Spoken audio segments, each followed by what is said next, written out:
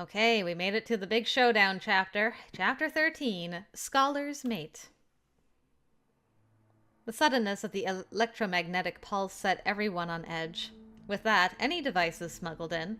Weapons, communication devices, all fried. From the low murmur of conversation around us, most of the patrons assumed it was a part of the event somehow. But the EMP destroyed our bidding devices. How did they think the auction could continue this way? Something was clearly off. It was amazing what people rationalized when something was out of the ordinary. Beside me, Cases stirred, but I grabbed his arm to keep him seated. I was glad we'd chosen to sit at the back, well away from the bar area where they'd set up the auction block. I leaned close to him, whispering and keeping my eyes on the platform. Be careful. I recognize that woman. We had a run-in with her the day everyone came after me. She's an Esper. I thought as much from the eyes. Rank? Queen. Her sigh, like mine, was complex and had no particular tint to it. And unlike during our last meeting, now I could see it clearly. She defeated Ari and Caleb the last time we encountered her. Now, I'm trying to remember. Did Kesa know Sylvia? Or was that... Because he and Jack were like friends years ago, and it's been a while now since I've done Kesa's route.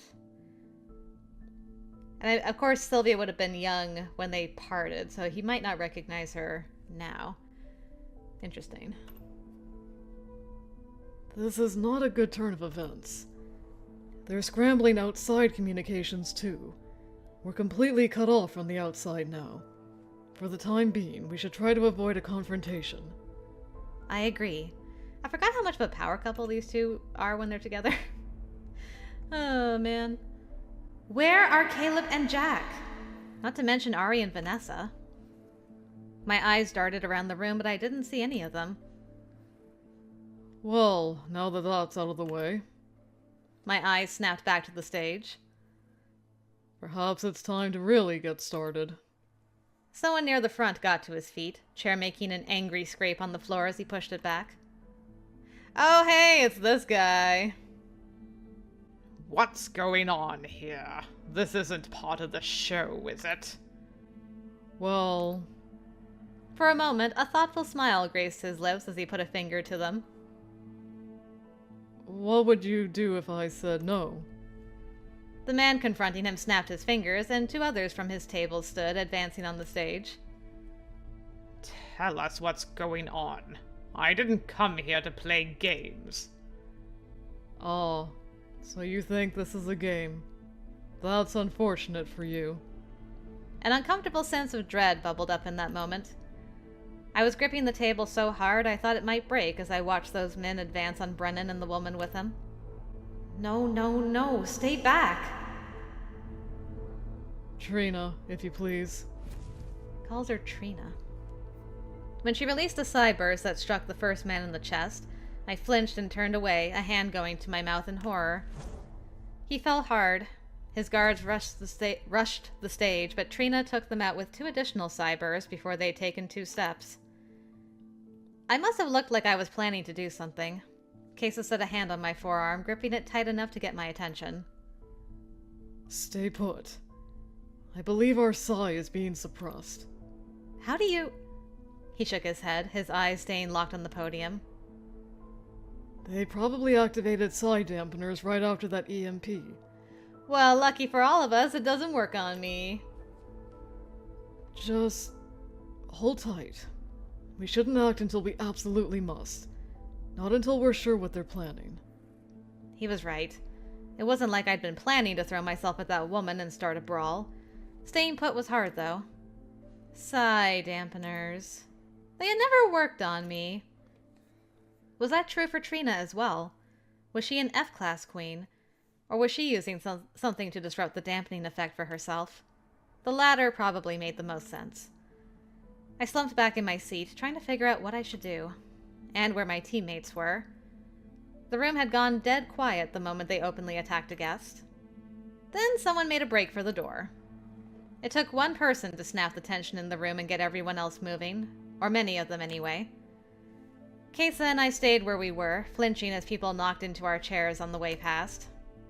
They were shouting. One man went sprawling as someone else bowled him over in the instant chaos of everyone trying to get away. But there was one sound above the clamor that sent a chill down my spine. Brenin was still in his spot near the bar laughing. There was a panicked cry near the door. It looks like we're sealed in. People were pounding on the glass. One grabbed a chair to smash their way out. The glass broke, but beyond that was an energy barrier they weren't able to get past. Ah, you all took far too long to notice you couldn't leave. Do you think milling around the door like frightened livestock will help you at this point? His words did nothing to still the panic, but then that wasn't what he wanted. You realize trying to escape is pointless by now, right?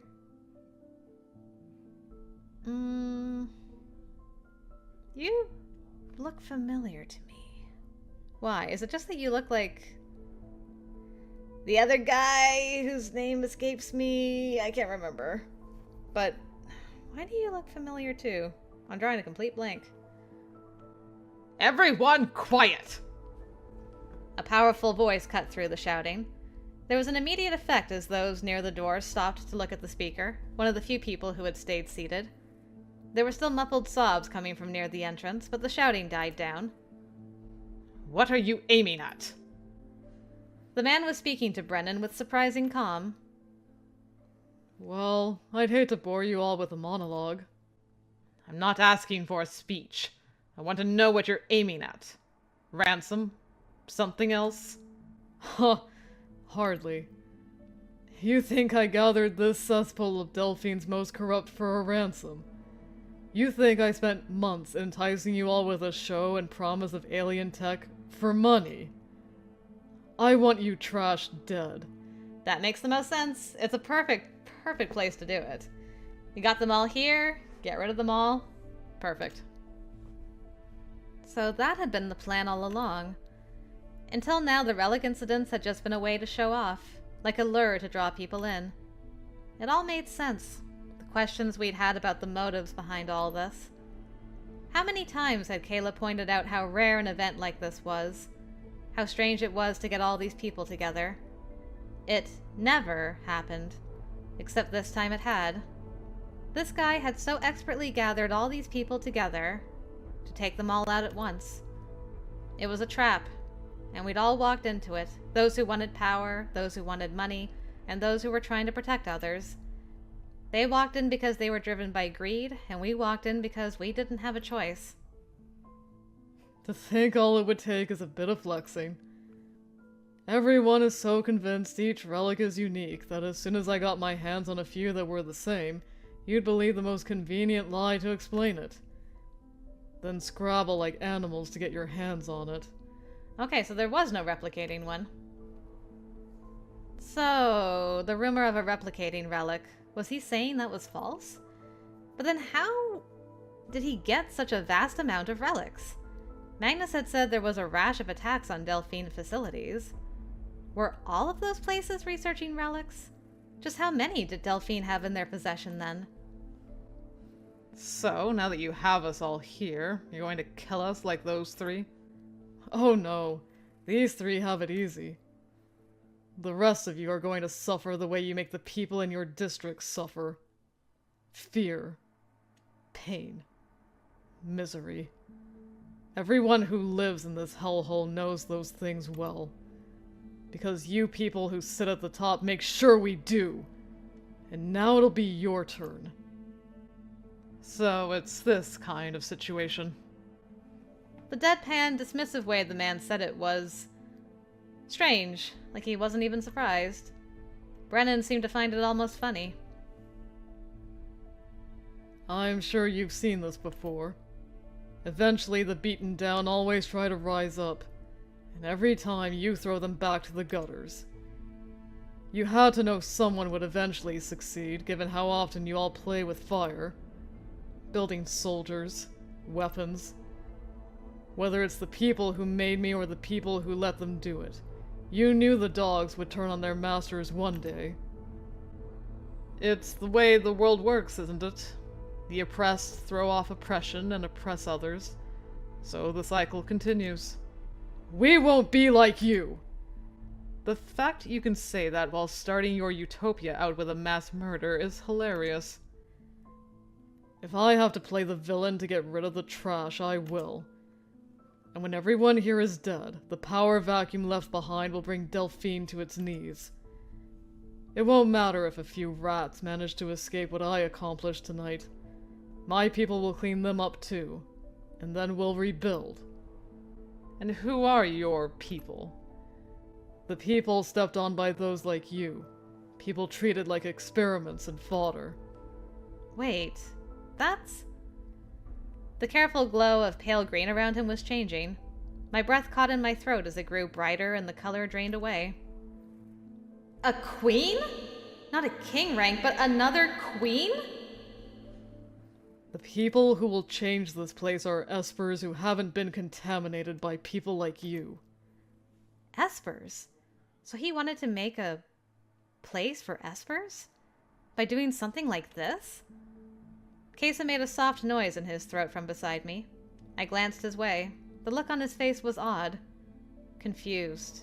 Frustrated. I could almost sympathize with Brenin. Most of the people here were awful. But this wasn't the way to handle corruption. Murder was never a solution. Well, that's enough for this little talk.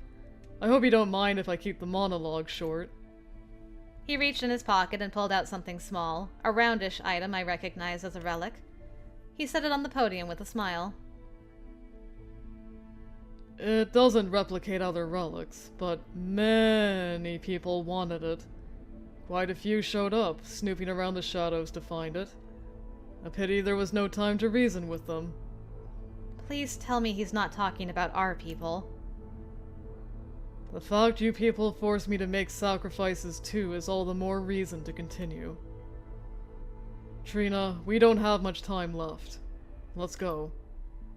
When this thing destroys this building, I'm not really sure how much Epithia will go with it.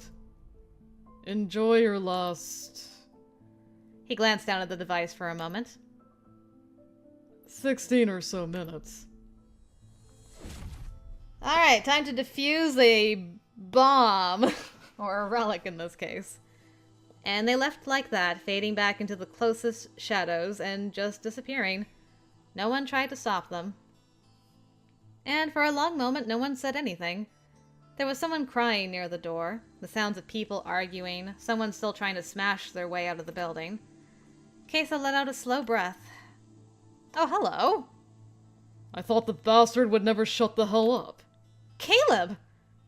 He just casually stepped around a corner, and for a moment I was too relieved to see him to realize he had Vanessa in his arms. Okay. I was on my feet and practically crawling over the tables and chairs to get to him. I'd complain that your first concern wasn't the person being carried, but I guess I'll let it slide this time. What happened? Are you okay? Well, mostly I'm fine. That stupid EMP took out my cybernetics, though. Oh, right. She didn't seem injured, though, thankfully. That is a relief. Behind them, I realized, was Jack, half carrying an unconscious Ari. Ari! Is Ari... He's alive. Just. You ran into that woman again? Oh. Oh, no! You ran into... Oh, gosh. And I missed it! I missed it! I wasn't there for it! He glanced back at Jack, and I realized for the first time that something was wrong with him. His expression. Yeah. We did. There was something going on there, but it wasn't the time to ask. Jack was subdued enough it stood out, though. As he lowered Ari to the floor, Kesa went to check on him. Caleb carried Vanessa to a nearby chair and set her down. She gave me a tired smile, leaning heavily against the table with her good arm. Sorry, in this state I won't be much help with anything. Can't even use my psi right now. The devices Jack noticed before. Turns out those were psi dampeners. We were caught before we could do much about it. And that EMP took out all our disruption devices. So when the dampeners came online, it was too late. Ugh. This went to hell fast. Tell me about it. Hey, we could all be dead. At least we're still breathing. Yeah, for another 13 minutes. For now. I don't know if they're idiots or if that man didn't want to personally dirty his hands. But we should be grateful for at least that much.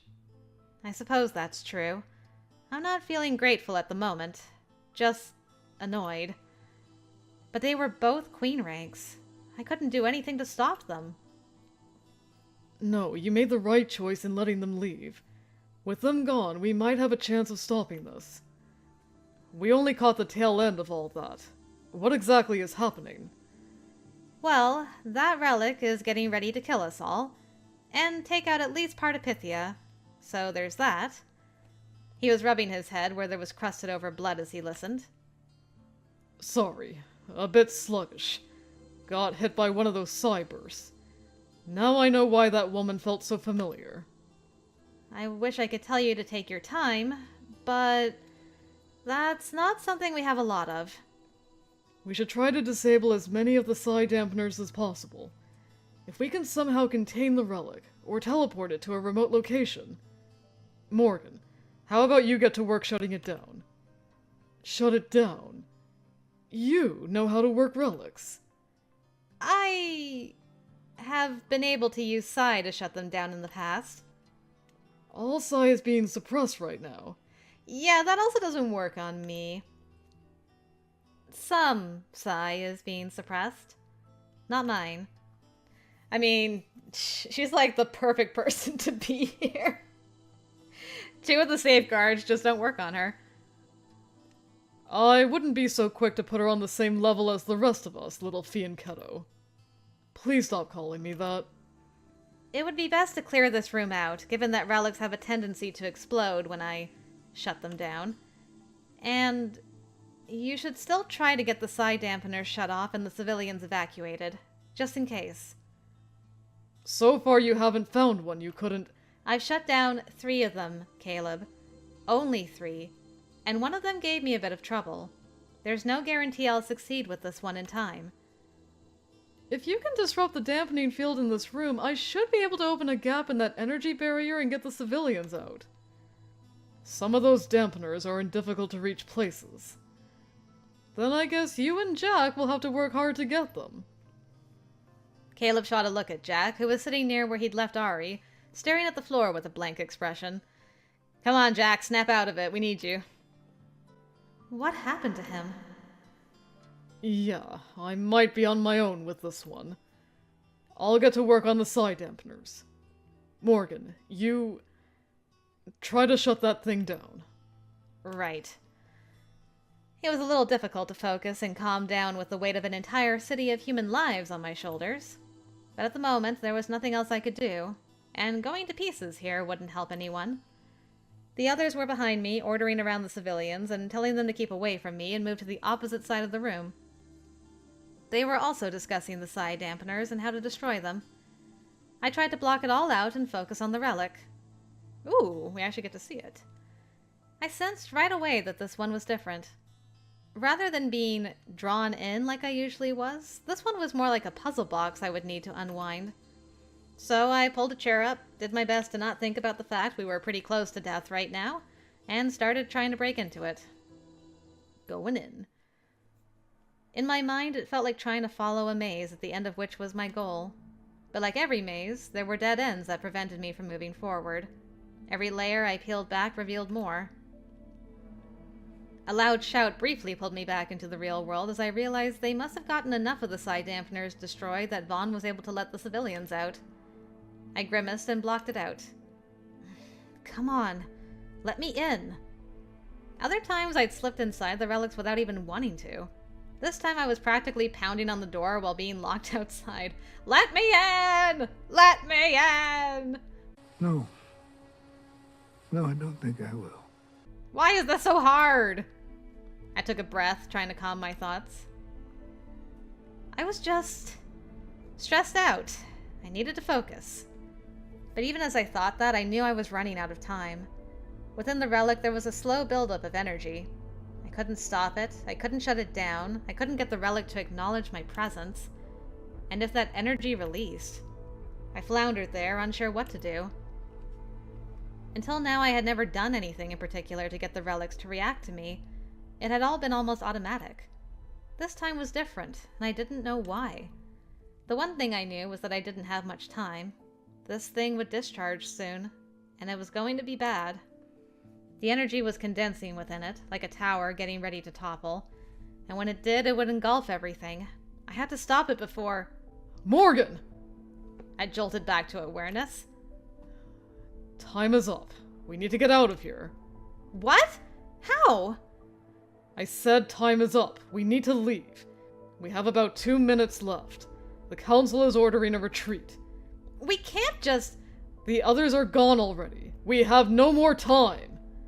He grabbed me, pulling me from the table where I was sitting. What about the city? What about... There's nothing more we can do for them. The council made it clear we are to get you out of here no matter what. Damn. He clamped a hand on my upper arm and pulled me towards the door and outside to the footpath. I barely saw the others as my mind blanked. The Knights will teleport you as far as they can. They believe they can get you to one of our stations on the edge of the waste. Just me? They can't get us all that far away in time. But you... I'm not leaving the rest of you. The council... I don't care what the council said. Morgan, there's no time. Just do this. The rest of us will... Will what? You can't get far enough away. We don't even know how far enough is. There's no time to argue. No! I pushed Sai down into my arm and shoulder as I yanked myself away from him. I'm going back in. I'm busting in. I'm busting into that relic. His startled expression flashed before me as I spun around and put on a burst of Psi-enhanced speed, racing back into the building. Morgan, retreat! That is an order! Caleb was on my heels, but I flung a hand to the door, erecting a shield there. I felt more than heard him hitting it. Morgan! Morgan! I didn't know what I was doing. I didn't know why I was doing it. I couldn't just leave. I couldn't sacrifice the others. I wouldn't do it. I would stop this thing. That tower of energy I'd only sensed before was visible by now, a pillar going straight up to the ceiling, beginning to spread out like a web. I was out of time, but there was nowhere to run. I expanded my sphere, wrapping it around the building before I condensed it all, focusing in on the relic. Focusing all energy, all thought, everything I had learned and could feel. There we go. In one last effort to break past that barrier, and... it was like slamming into a wall at full force. Like banging on it and screaming to be let in. Pain exploded in my forehead and I thought I failed. That's when... time stopped. And the world opened before me like a door that I simply stepped through. A door that had been there all along, but somehow I hadn't seen it. And I was inside. It was like the others, but bigger, wider. Almost limitless. Expanding into near infinity. Something clicked. The symbols flashing through my mind made sense. They fell into place one by one, and I understood. I could see exactly what I needed to do. Like realizing I spoke the same language as a person I couldn't communicate with seconds before. For a split second, I was too astonished to act, but in the small part of my mind still aware of my surroundings, Caleb was calling my name. This time I didn't flail hopelessly at technology beyond my understanding. I just told the relic to stop. And it did. Damn, girl. The energy retracted, folding itself back into the relic before going dormant. No self-destructing, no shorting out, no scream or pain, only sudden darkness. It felt like it took only a few seconds, and in those seconds, eternity slipped past. It was beautiful and terrifying. And I was back in the restaurant, letting out rapid, shaky breaths like I'd just run a marathon. My heart was pounding almost painfully in my chest, and my head was throbbing. There was something wet on my lip. I put my hand up to blood running from my nose. As if right on cue, my legs gave out. Caleb hit the shield again, and the force of it shattering sent me to my knees. Head buzzing painfully, I just sat there with blood dripping in my lap until he reached my side. His voice was painfully loud. Shit! Morgan! There was rustling and something being pressed to my nose. I did it. I rested my head against him, suddenly overcome with weariness. I did it. Morgan! Morgan! Don't you dare close your eyes! Ah, this is psi fatigue again, huh? Or maybe the adrenaline was wearing off. Morgan, please! Don't you... I sighed and looked up at his frantic face.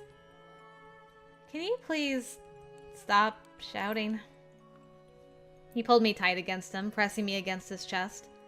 I let out a muffled protest as he inadvertently cut off my oxygen supply, but didn't have the strength to push away.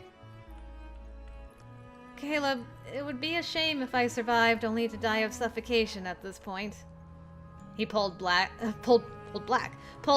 glaring down at me. What the hell were you thinking? How could you... My head is really hurting right now, and I'm still bleeding. Can you yell at me later? Everything okay in here? Because I expected us to be dead by now, but... Caleb released a short, frustrated sigh. Secure the building and make sure everyone's out. This one decided to ignore orders and managed to shut down the damn relic at the last second. So now we have more work to do. He helped me get to my feet, and despite his words, there was overwhelming relief in his tone. Sorry I made more work for you. Next time I'll let everyone die. He pulled me into another abrupt embrace. Don't you dare do anything that reckless again. Don't you dare ever imply I should escape and leave you behind again. The others poured back into the building at that point, the King's Guard and the 2 backup teams. Caleb let them handle cleanup, and securing the relic I had shut down. That one was very, very carefully put away. Caleb helped me outside on the grounds I looked like I needed some air. He helped me sit on the curb, instructing me to take deep breaths and stay put. That was when I realized there were emergency vehicles, a large crowd, and the Pythia Safety Department. Is that? We had a few other teams on standby. They were helping lock down the area. I really thought we were done for this time. What is it? I gave him a sheepish look, not sure it was the time for this. I think I can decipher Arayan with this. Decoder. You've become a decoder ring for ancient alien technology. Huzzah! What? I mean, the relic. When I was inside it, I could understand the symbols. I mean, it's not like I can read them, but I think I understand them enough I can create a starting point for translation. This time wasn't a fluke like before. I know exactly what I did, and I'm confident I can do it again with the others. Despite the headache, I found myself suddenly talking excitedly as the realization of what this meant hit me full force. This will completely change our understanding of Arayan. Okay. Calm down. I get it. For now, let's focus on the fact that you saved all our lives. And the fact the ones behind the situation are still at large. Even if that's the case, if they try something with relics again, it won't be like this. I can stop them. Do you know what this means? I have a feeling I'll be hearing a lot about it over the next few days. Because you are going to be taking a break. A long one. He caught a lock of hair, then pulled me closer again. I was so scared. I'm sorry I rushed back in. But there was no way I was leaving you. I will never leave you behind. They can't make me with something like a stupid order. Damn it. He kissed my forehead gently. I love you, but that stubborn streak rears its head at the most frustrating moments. Yours too. I guess it just means we're a perfect match. Oh! Where's Vaughn? Ari! Already heading back. And you should be too. I think I should at least stay until we retrieve all the relics. And what if that guy comes back? With all these people here, that seems unlikely. Besides, doesn't look like he'll be achieving his goals soon. It's over. For now. And for that, it looks like we have Endgame to thank. Kesa! I got ungracefully to my feet when I realized he was standing right behind us. Before I said anything, he tipped his head to the side and back. A very subtle gesture. Reporters. He said the word so softly I was sure only I had heard it. It's our job. We're just grateful everything ended up for the best, Mr. Fianchetto.